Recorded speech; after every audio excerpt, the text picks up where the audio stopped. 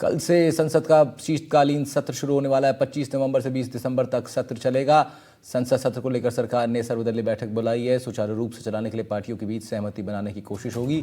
सर्वदलीय बैठक काफी अच्छी रही है, रिजिजू ने बताया। उम्मीद है सदन में सत्र भी अच्छी तरह चलेगा। किरण रिजिजू केंद्रीय मंत्री हैं, उनका ये बयान सामने आया आने वाले सत्र को लेकर के।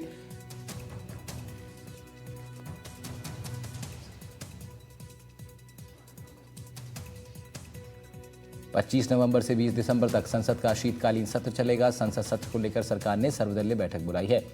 सत्र को सुचारू रूप से चलाने के लिए पार्टियों के बीच सहमति बनाने की कोशिश की गई है। सर्वदलीय बैठक काफी अच्छी रही, ये जानकारी केंद्रीय मंत्री किरण रिजिजू के हवाले से मिल रही है। उम्मीद है सदन में सत्र भी अच्छी तरह चलेगा, ये भी उन्होंने उम्मीद जताई है।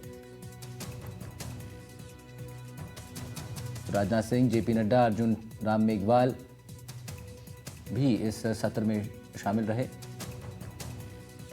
हर पॉलिटिकल पार्टी ने बहुत अच्छा सुझाव दिया और कुछ मांग रखे हैं और बारी बारी से हमने सारा पॉइंट नोट भी किया है।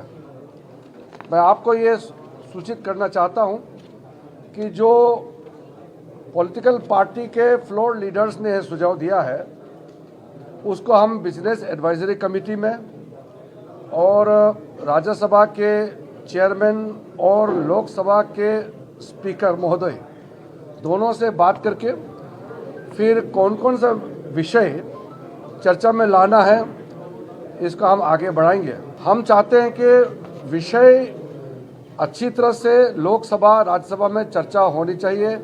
सरकार तैयार है किसी भी विषय पर चर्चा करने के लिए, सरकार की ओर से हमेशा तैयार होते हैं।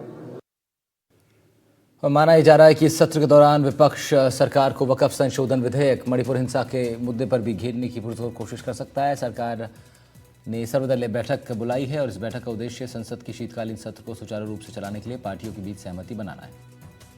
बैठक के बाद संसदीय कार्य मंत्री किरण रिजिजू ने कहा है कि ये मीटिंग काफ़ी अच्छी रही है और उन्होंने उम्मीद भी जताई है कि सदन में सत्र भी अच्छी तरह इस बार चलने वाला है। 25 नवंबर से 20 दिसंबर तक ये सत्र चलेगा, यानी कल सोमवार से सत्र प्रारंभ हो जाएगा।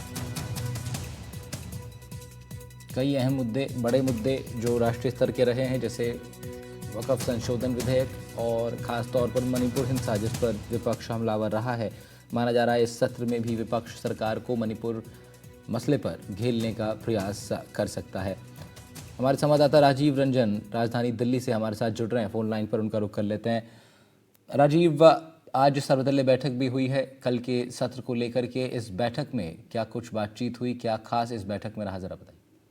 देखिए, सरकार की ओर से जो सर्वदलीय बैठक हुई, कोशिश की संसद का जो शीतकालीन सत्र है सुचारू रूप से चले। 25 नवंबर से 20 दिसंबर तक चलना है।